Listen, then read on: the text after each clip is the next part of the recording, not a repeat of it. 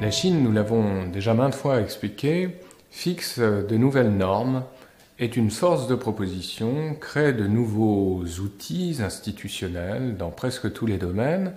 Bref, c'est une façon, bien sûr, de s'imposer à ce qui est considéré, vu de Pékin, comme une hégémonie américaine ou une hégémonie de l'Occident. Une chose est certaine, c'est que cet État chinois s'est transformé considérablement. La Chine d'aujourd'hui n'a plus rien à voir avec celle de Mao Tse-tung.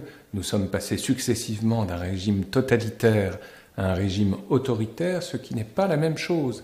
C'est-à-dire que même la Chine a été amenée à sortir de son isolement diplomatique, économique, social même.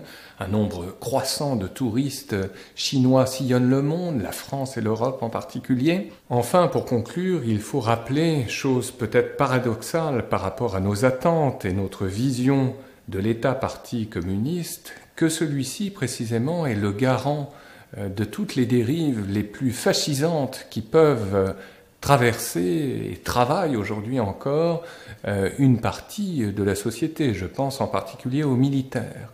Et donc, aussi paradoxal que cela puisse paraître, nous avons un État-parti qui, pour le moment, n'a sans doute pas permis à une société multipartie de naître véritablement, mais qui n'en est pas moins le garant d'une autorité et d'une sécurité pour le plus grand nombre.